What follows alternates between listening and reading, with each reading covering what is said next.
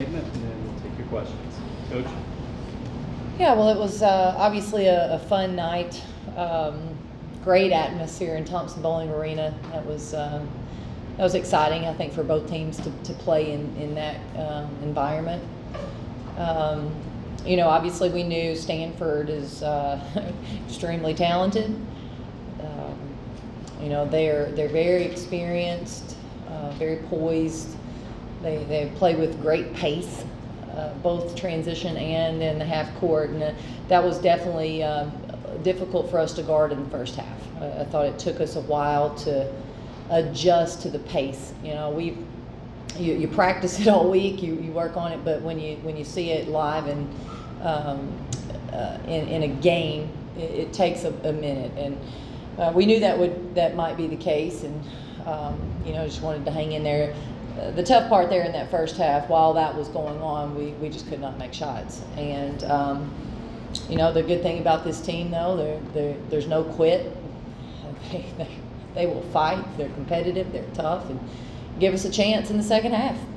And I thought the big turning points in that second half. I thought the three at the end of the third quarter was huge to get them back up to 6, and then Prechtel's three pointers that really broke our backs when we were really trying to make a push.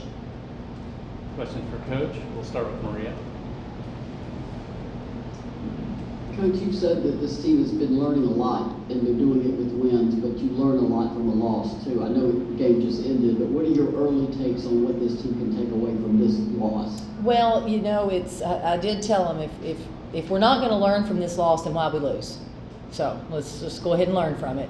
And I think part of what we're going to learn is positive, and part is negative. The positives is we know how we need to play. We know what it needs to look like. I think the negative, we've got to find more consistency there. We've got to be able to do it for longer stretches. We have to be able to make better decisions on both ends of the court that aren't going to lead to easy buckets or aren't going to lead to tough shots for us. So I think there are a lot of things there. Obviously, we got out rebounded. That's lesson number one. I don't think we had to lose to understand that. I think our players understood it, but and then we're going to be able to see some things in film and show our team and continue to push them to grow. They're going to be very motivated. Cora. Kellie, you have one of the best field goal percentage defenses in the country, and the second quarter was the only really good shooting half they had. They shot like 64%. What was it in that quarter that was so hard defensively for you guys? Well, I think their shooting percentage was really high in that quarter because they got open looks, and they got so many layups in that quarter. Some were in transition, and some were in our half court defense, and that's not who we are. Our defense can't give up easy buckets, and Tamari not being out on the court definitely hurt us, but everybody that stepped up there in that second quarter, everybody that played in that second quarter in particular, I think we were 2 steps behind. Now, part of that was our offense. We weren't scoring, therefore they're getting ball and they're pushing it up the court. There was just everything was going wrong, right? Occasionally you got to score to slow them down, and the easy buckets we've got to do a better job of that. Chloe. Stanford's losses are to teams that you have beat. Did you look at this going into this game, and did you look at this, to try and figure out any areas that you hope to dominate in or really work on? Well, I think when you look at head-to-head matchups, I think it's less about the end result and more about the matchup and the style. And there are teams that you just match up well with, and there are teams that you don't. And I think that's what you see there a little bit. I think Stanford early on in the season was trying to figure out life without their point guard from last year, and I think you could see that a little bit in that moment. Texas was probably the worst game on their schedule to have in that moment. They're definitely more comfortable now. They've been getting better and better. But, you know, for us, I think we still have to focus on what we need to do. We can't go out and be somebody else at this point. We need to go out and be the best version of us. For us, we went out, we were us, we just weren't the best version of us for 40 minutes. Coach, you guys have struggled from the free throw line a lot this season, and tonight was one of your better nights from the line, shooting over 60%. You know, what was that? No, we missed 13. We were 55%. Right? Yeah, it was bad. It was bad. 13 points we left out there. That's gonna sting. That you know, we've talked about it as a team. You know, we've been able to overcome it. At some point, you're not going to, and unfortunately tonight, if we'd have made a few more, you know, who knows? Might have been a different thing. Tyler. Coach, you talked about it a little bit. I'm sorry, Tamari, you know, obviously was pretty neutralized by fouls, didn't play a whole lot. You know, how much does that impact your team when she's not able to be out there on the court? Is there anything that you really tried to do to help your team when she wasn't able to play? Oh, it impacts everything. You know, we were able to get the ball, and we were going to her offensively, and then she's gone. Defensively, she's a game changer. She had several boards. I didn't play a whole lot and had 5 boards there. I think probably most of them came in that third quarter. You know, she impacts the game on both ends of the court. We don't have that coming off the bench. I thought Kian did a nice job coming in and being aggressive on offense. Obviously, in the second half, Alexis Dye was aggressive offensively in those positions. Sarah can stretch the defense out a little bit. So we can't do the same things when she's on the bench. And but that, I mean, that's basketball. You have to play through it. You have to figure it out. You have to come up with Plan B.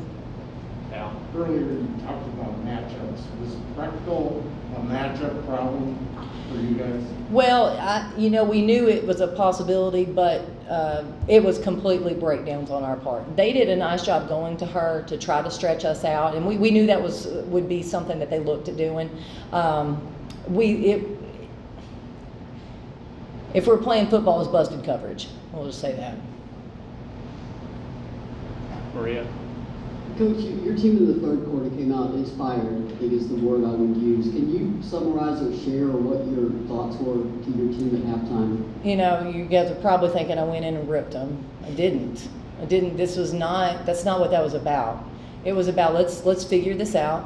Let's pick our body language back up and let's give ourselves a chance. And so, you know, I think what coaches have to do, coaches have to know their team. You have to know what they need in that moment, and you've got to know when you can push, and you've got to know when you got to pat, you know. And I didn't feel like going in and ripping them was the thing to do.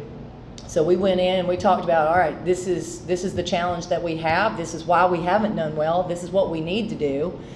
These are the adjustments that we need to make, and then hey, we got to go. It was more of an inspirational rather than a bark at you at halftime. And they wanted it. You could walk in, you could see their body language. They were already there mentally. They already knew we've got to be better. We can be better. We got to find a way. And I was proud of them. I thought they handled the halftime talk well. I thought they came out obviously very inspired. The biggest thing was we got stops. We got stops, and when you get stops, you have an opportunity to close the gap. Cora. Kelly, you guys got out rebounded for the first time this season, and first half only had 14. Was that just an aggressiveness problem, or is it Stanford, or where did you feel the struggle was? I thought it was a little bit of both. I felt like Stanford's very disciplined to box out. Also felt like we weren't getting the attack on the offensive boards that we needed in the first half. It got a little better in the second half, but not near where it needed to be, you know. And they know it. They take great pride in that. So that was a gut punch for them. We come to the first quarter and we shoot. I don't know, where did we shoot? 30%, and we have 0 offensive boards after the first quarter. That was a gut punch for our team. That's not who we want to be, and they felt it. So they're a little bit more try, but you know, you've got to be able to capitalize on your strengths as a team. Harper. Coach, this topic just a little off of the basketball game, but relevant in the landscape of sports right now. So many leagues canceled due to coronavirus, players going to health and safety protocols. How concerned are you maybe that this might affect your season? Well, I think all coaches right now are concerned. You know, we do the best we can, and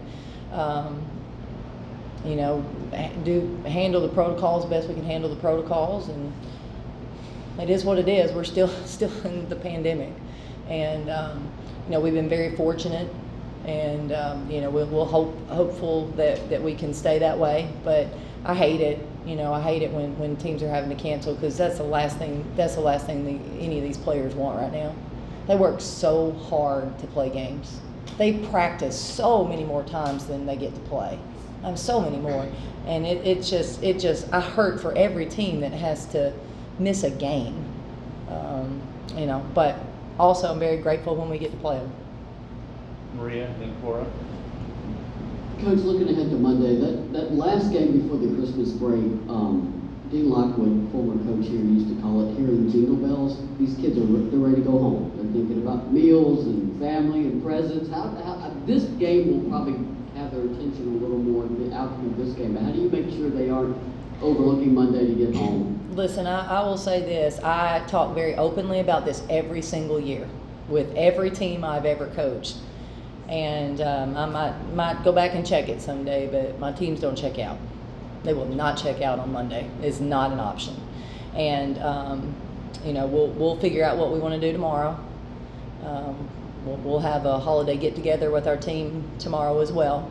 I think that will be really good after this loss. You know, sometimes you just need to be with your teammates after a tough loss, right? And hopefully that will be the case. And then figure out how we want to handle the court stuff tomorrow in terms of our prep, and then they'll come very motivated on Monday. But I'll be honest with you, I think they would have anyway. That's how much confidence I have in their competitiveness. Cora, and then Emily. Another issue tonight was kind of points in the paint, right? Only 20, and a lot of that was due to Tamari being out. But you know, given that you can't guarantee Tamari's going to get that many minutes every game, what's the solution when she's not able to play? Yeah, you know what I thought we settled for jumpers a little too much at times. You know, we'll go back and watch it and really be able to break it down. But you know, we didn't get a lot going strong to the basket, and that's where I think we need to find a few more opportunities to get to the basket. You know, a great example of that in the first half, Lexus Guy catches it and she's trying to shoot a jumper over Haley Jones. Second half, she rips and drives and gets a layup. I think those type plays, you're not going to get a layup every possession. It's not going to happen, but we have to look for a few more of those. And I think that's where, especially when you've got Tamari sitting on the bench, we still have to have paint touches. We still have to have paint points. And I think that's one way we could do it. Emily. Coach, we've talked a lot about, you know, what your team did wrong tonight, but obviously we saw some great moments like in that third quarter. You know, what elements of tonight's game as a team or for individual players did you see as wins? Well, I think they, you know, I had to challenge some players, challenge Tess on the boards, and I thought she did a great job in the third quarter of boxing out. I mean, several times she was in there battling. You know, I thought our pace was better in the second half, and so I'll compliment our players on that. I thought we got the ball inside better in the second half. We will compliment them on that. I thought our awareness defensively, other than I can think of 3 plays, was better in the second half. We didn't give up a lot of easy buckets in the second half. We made them work and earn their points. They're good enough. They can do that. They can work and score. But you can't beat Stanford if you give up easy buckets. All right. Thank you, Coach. Thank you, guys. Thank you.